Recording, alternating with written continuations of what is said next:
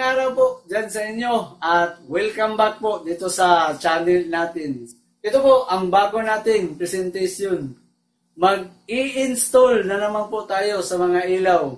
Kaya ang topic po natin ngayon ay paano mag-sequence light sa tugang switch. So bago tayo mag-umpisa, may diagram po tayo sa baba. Makikita dyan sa baba, may 6 na bulb. So makikita ito, 1, 2, 3, 4, 5, 6. Tapos may utility at meron ditong junction box. Itong utility, for demo purpose lang natin, na utility ang ginamit natin. Instead na ito sana junction box.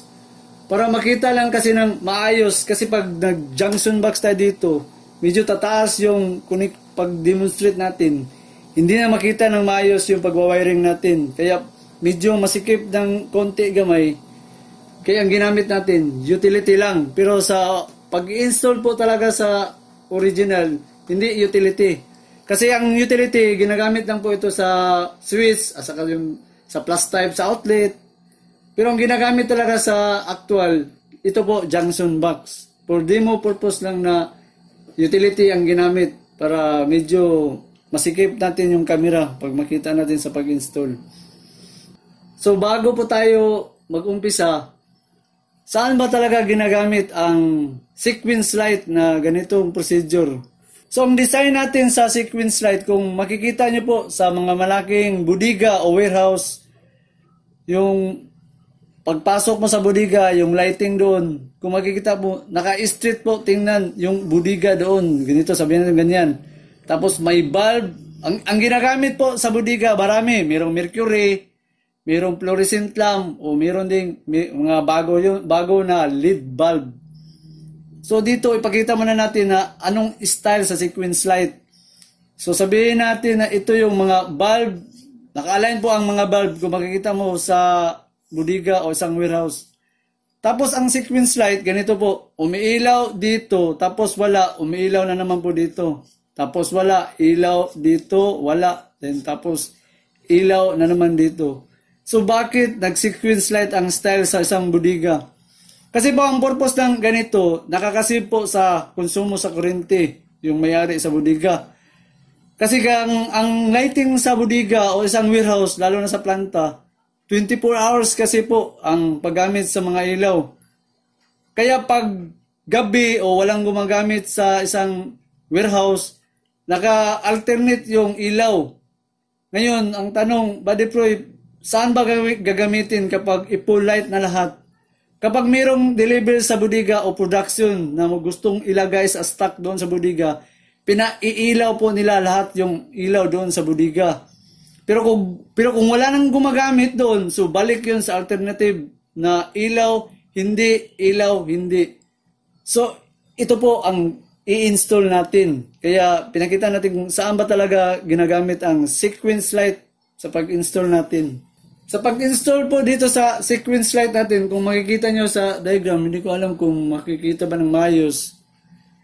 3 wire po ang gagamitin natin. Meron ditong nakalagay, white wire. Ito yung line 1 natin. Tapos, line 2. Ang line 2, 2 wire po ang gagamitin natin. Meron po siyang black wire at saka red wire. So kung mapapansin nyo ngayon dito sa pag-install, 3 wire ang gagamitin natin. Hindi ibig sabihin na 3 piece yun. 2 linya ang line 2 natin. Kasi gusto natin sequence light. Tapos 2 ang switch na gagamitin natin doon. Tapos may nakikita kayong tie wire dito. Gusto ko na lang ipakita yung medyo may pagka-original naman gagawin natin. Kasi ito, for demo purposes, dito lang sa malapit.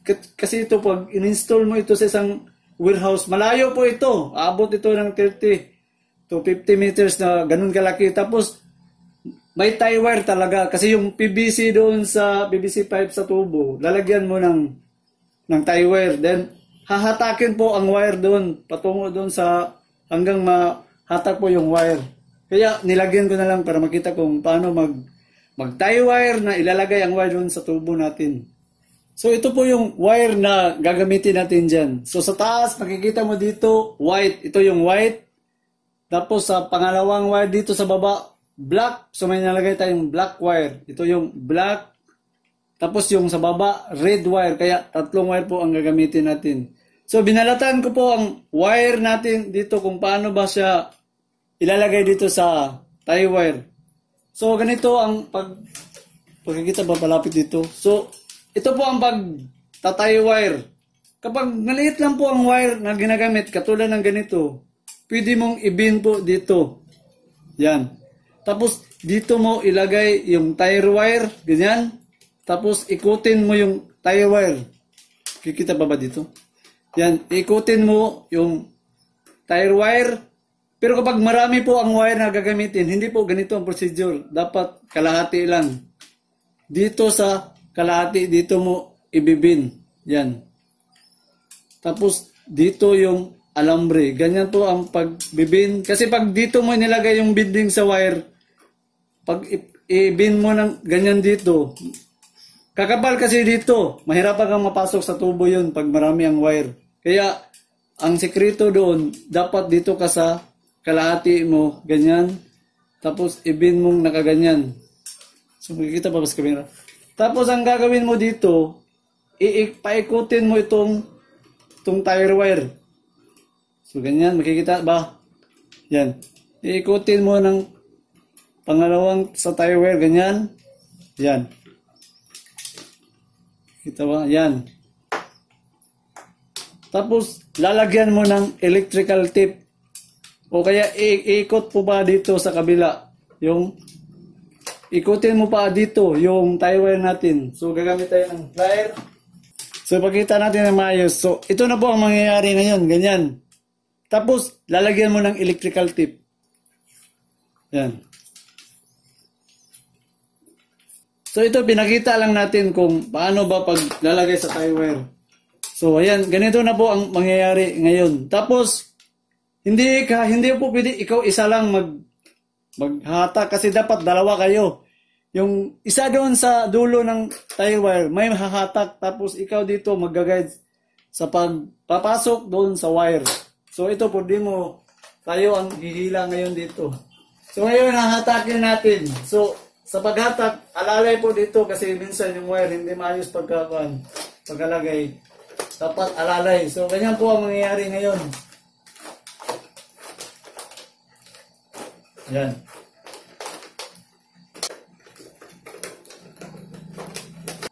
Yan. So, ngayon po, hindi tayo mahirapan sa pag-wiring sa ilaw kasi makikita naman natin na itong white dito, ito po ang line 1 natin. So makikita dito, white wire sa line 1. Tapos yung line 1, line 2 natin, black wire. So ito yung black. So hindi tayo basta mawala kasi nakakulkod yung mga wiring natin. So dito tayo mag-umpisa ngayon sa switch tayo mag-umpisa sa tugang switch. Tugang switch. So paano ba pagbukas sa tugang switch? So ito, ang tugang switch, ganito po ang muka sa tugang switch. Tapos kung gusto mong buksan, may maliit po na butas dito sa kabila, wala. So dito, hatagin mo lang ng flat screw, tapos ganyan, mabubukas na po siya. Yan. Tapos, pwede mong tanggalin dito, kung gusto mong tanggalin, ganyan. Yan. Tapos gusto mong ilagay muli, may grano po sila doon sa ilaas, tapos ganyan at ipos mo lang. Yan. So, gagawin natin ngayon, makikita naman dito na ito yung switch 1. Ipagpalagay natin, dito tayo mag-switch 1. So, lalagyan na lang natin ng marking para di tayo mawala. So, ito, lalagyan natin ng 1. Tapos, ito ang pangalawa, number 2 switch natin. Yan, 2. Yung switch 1 natin ngayon dito, ito yung black wire na switch 1. So, makikita mo dito, ito yung black. Dito makikita ba? Oh, ito. Ito yung black. Ito ang magiging switch 1. Black sa number 1. At yung switch 2 natin, ito na red ang color. Tapos, diyan sa likod, kailangan natin mag-jumper ng wire para masuplayan yung switch dito. Makikita naman, line 2 na may jumper dito. So, jumper po tayo sa isang switch para itong switch dito makakonek po sa line 2. So gagawin natin, lalagyan natin ng jumper dito. So jumper natin, ito nilagyan natin ng jumper. Yan. So may jumper na, makikita na, ayan, may jumper na tayo. So makikita mo, ginumper na natin. Tapos yung line dito, yun ang magiging line 2. Ito makikita nyo, switch, line 2 sa switch 1. So dito yun nakalagay, yung line 2 na patungo dito sa breaker natin. So for a moment na nakaganyan po siya, ilalagay natin, makikita naman, 1, nakatap, ito switch 1, nakatap, black wire ang ginagamit. So ito yung black. Yung black ngayon nakatap dito sa switch 1. Number 1, switch, dito natin ilagay yung switch. So switch. Yan, switch 1. Tapos ito yung switch 2 natin, red. So dito mo ilagay sa red. Makikita pa ba dito? Yan. Yan. So yan na po ang procedure na makikita nyo. Ito yung switch 1 sa black. Ito yung black. Ang switch 2 natin na red. Ito po. Tapos ngayon, nasaan ba ang linya na kukunin natin sa line 2 natin? So ang line 2, dito tayo kukuha sa switch 1. Makikita naman switch 1. Dito yung isang wire na magsisilbing supply ngayon. Doon sa supply natin sa ilaw, yung line 2. Dito yung line 2. So lalagyan natin ng black wire na line 2 dito. So, ayan. Ito na po ngayon ang line 2 natin na supplies. Lahat dyan sa switch 1 at saka switch 2 natin. Sa switch 2, ito na po ang linya sa nito na patungo dito sa breaker natin. So, ngayon ilagay natin ito dito. Pwede na nating itakip ngayon ang switch kasi na-wiringan na natin itong switch natin. So, takpan natin itong cable sa switch natin. So, yan. So, ngayon po, tapos na po tayo dito sa switch natin. Sa switch, dito tayo ngayon sa wiring. So, saan tayo mag-umpisa? Dito tayo sa 1. Kung makikita nyo, makikita ba? So, dito sa 1, 3, at 5, lahat black wire po sila. Nakakunik po sila sa lahat ng black. So, makikita mo rin naman, ito yung bulb na line 1 ang white, at saka line 2 ang black. So hindi tayo basta mawala kasi black wire po ang dinadaanan doon. Pero ang itapping natin 1, 3 at saka 5. So ito 1, 3 at 5. So dito tayo mag-umpisa. So nakatab siya sa black. So makikita mo dito mo hanapin yung black. Black number 1. Ito yung 1. Yan, ngayon po itong white dito sa taas, makikita naman natin na nakatap din sa white na line 1. So yung white, ito po yung white. So medyo bigyan rin ng allowance dito yung white. So yan po, natapos na natin yung number 1 natin na bulb. Dito tayo sa pangatlo na bulb. So 1, 2, 3. So ito yung black wire. So, black, nakatap sa black. So, dito natin ito. So, yan, natapping na natin. So, yung line 1 naman na white, dito sa white. Yung white dito, yan, line 1, dito sa white na line 1. Makikita naman natin dito sa number 3, nakatap sa white na wire, tapos black dito sa switch 1 natin na black wire. So, sa white tayo dito. Yan. So, natapos na natin yung number 3 dito. Number 5 tayo. Sa number 5, ito yung number 5. Tapos, white sa taas, nakatap sa white. Sa 5, number 5, itong number 5 natin. So, yung white, nakatap sa white. Ito yung white. Ayan. Tapos, itong black na naman. Itong black at itong black. So, madali mo lang masundan kasi pareha ang color natin nilagay. So, black, black. So ayan, natapos na natin ang switch 1 natin sa black na linya. Dito mo makita na yung switch na black. Switch to tayo, ito yung red.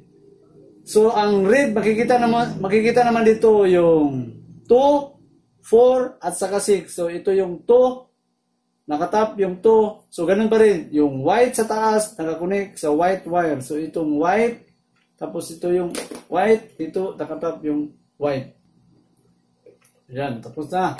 Tapos yung isang black wire ito, black wire patungo sa red wire na switch to natin.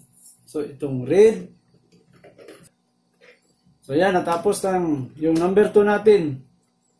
So dito tayo sa number 4. So 1, 2, 3, 4. So ganun pa rin. Yung 4 sa taas na line 1 nakatap sa white. Lahat doon sa taas. So white ito. So yan, natapos na natin. So ito naman po yung black natin nakatap sa red. So makikita naman number 4. Ito, nakatap doon sa red na linya na wire. So, ito yung red. Tapos, diyan mo itap. So, yan. Tapos na po tayo sa number 6 na tayo. So, yung number 6, makikita naman na yung white. Nakatap rin sa white dito sa taas. So, ito yung white at tapos yung white. So, yan. Isa na lang ang kulang at patatapos na natin yung black. Tapos na yung light.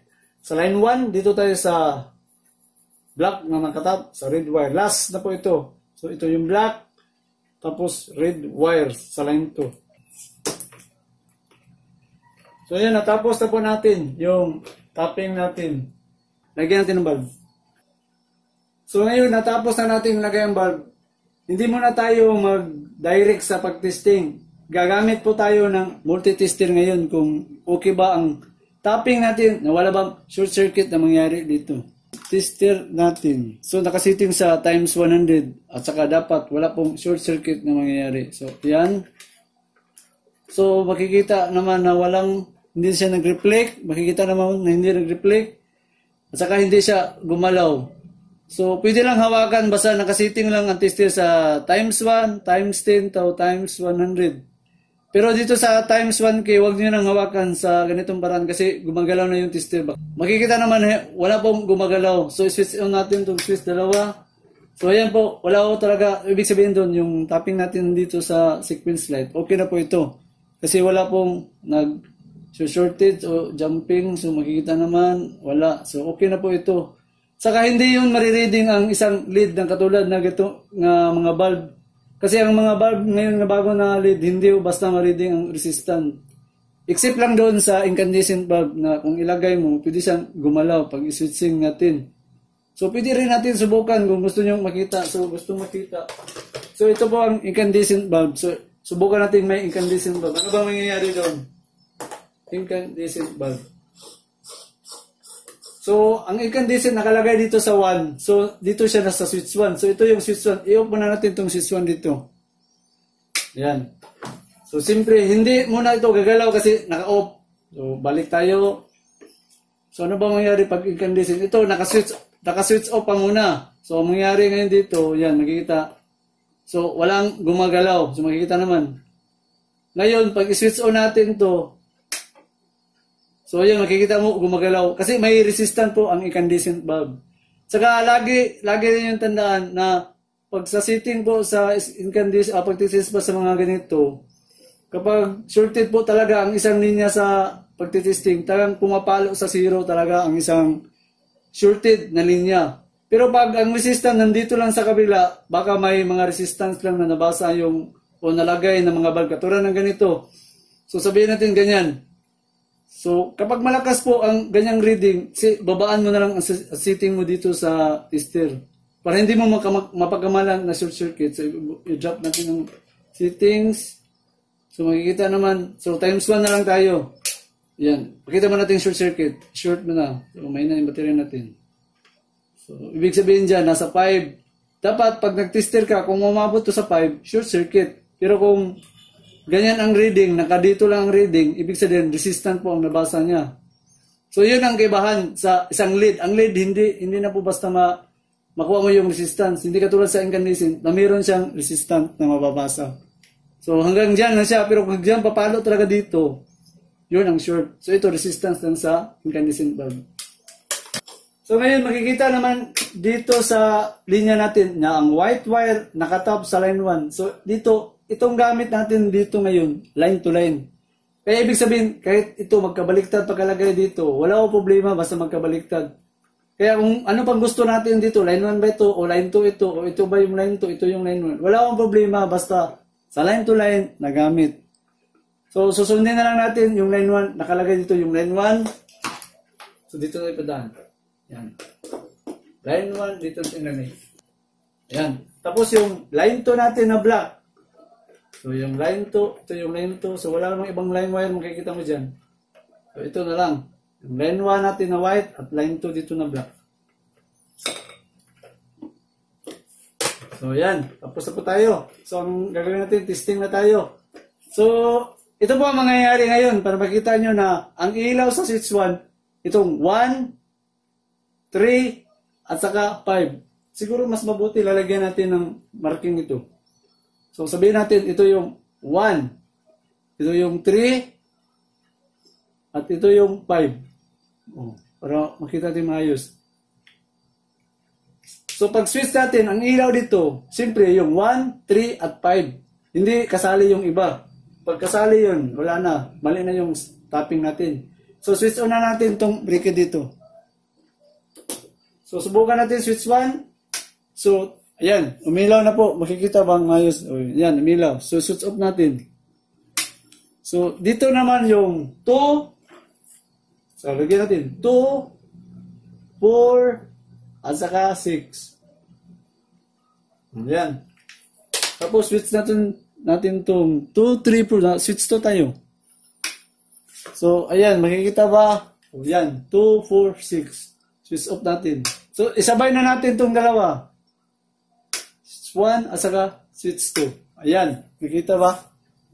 So, ito po ang mangyayari ngayon, yung sinasabi natin. Kapag walang production doon sa bodega o sa isang warehouse, ganyan po ang sistema na makikita mo. Kung makikita mo sa isang bodega, na ilaw, hindi, ilaw, hindi, ilaw.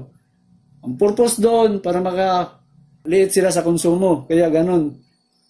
Kapag ang production doon sa warehouse o bodega, may stock na i-deliver o may kukunin, saka gumagamit sila ng mga forklift. So, yan po ang mangyari, naka-full light doon sa loob, sa isang bodega o isang warehouse.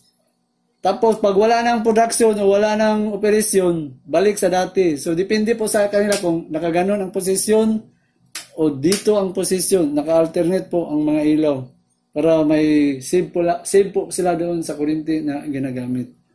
So mga Lodi, hanggang dito na muna tayo. It's ending time na naman po mga kaludi. Kaya i-shoutout po natin ang gustong magpapa-shoutout dito sa channel natin.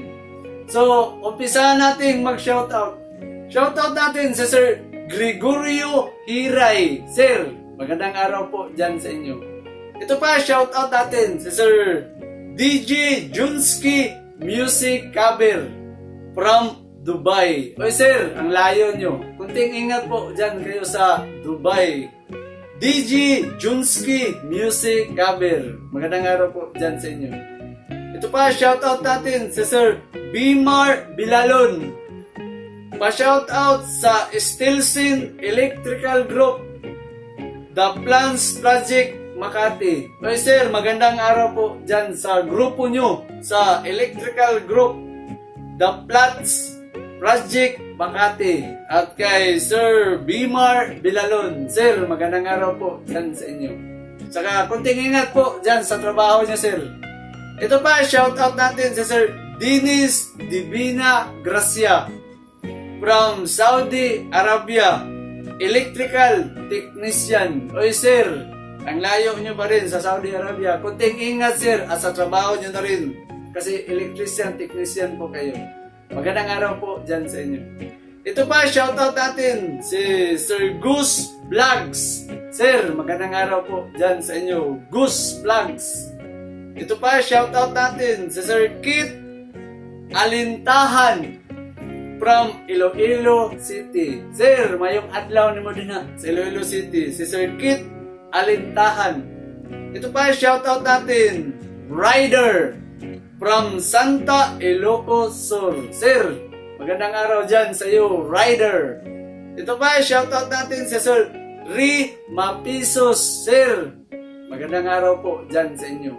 Ito pa, shoutout natin si Sir John Orly Saison from Initaw. Sir, boundary na din sa Iligan City. Mayong adlaw ni mo diya, sir, sa Initaw. Si Sir John Orly Saison. Ito pa, shoutout natin si Sir Ricky Natividad. Sir, magandang araw po dyan sa inyo. Ito pa, shoutout natin si Sir Noel Ilas. Sir, magandang araw po dyan sa inyo. Si Sir Noel Ilas. Ito pa, shoutout natin si Sir Arnold Sigura. Sir, magandang araw po dyan sa inyo. Ito pa, shoutout natin si Sir Jiron Mendoza from Palakipak, Rosales, Pangasinan. Sir, magandang araw po dyan sa inyo. Ito pa, shoutout natin sa Sir Sid Libit Santos from Zamboanga City. Sir, mayong adlaw ni mo din na, sir. Sa Zamboanga City, si Sir Sid Libit Santos. Ito pa, shoutout natin sa Sir Christian Yu from Manila. Sir, magandang araw po dyan sa inyo. Ito pa, shoutout natin si Sir Guko 11 Ramos from Qatar. Oy sir, ang layo nyo sa Qatar. Kunting ingat po dyan sa Qatar, si Sir Guko Ramos. Ito pa, shoutout natin si Sir Jewel Sakaris. Pa-shoutout ko dyan sa Iligan City. Sir, Iligan City, Gudri. Mayong adlaw ni mo din na, sir. Ito pa, shoutout natin si Sir Donato Clemente. Sir, magandang araw po dyan sa inyo. Ito pa, shoutout pa natin. Ito pa, shoutout natin si Sir Rene Olivar. Pa-shoutout po mi diri, sir, sa Radyo Pilipinas Butuan. Nagsunod mi pirmi sa imong mga upload, sir. Oy, grabe. Sir, daghang salamat, sir, sa sige ninyong lantaw diri sa atong channel. O labi na gyud sa Radyo Pilipinas Butuan. Mayong adlaw ninyo din na, sir. O kang Sir Rene Olivar. Ito pa, shoutout natin si Sir, ito babae pala ito. Si Ma'am Juan De Vera. Ma'am, magandang araw po dyan sa inyo. Ito pa, shoutout natin si Sir Jiking Gan from Malabon City. Sir, magandang araw po dyan sa inyo. Si Sir Jiking Gan. Ito pa, shoutout natin si Sir Junkang from Antipolo City. Sir, magandang araw po dyan sa inyo.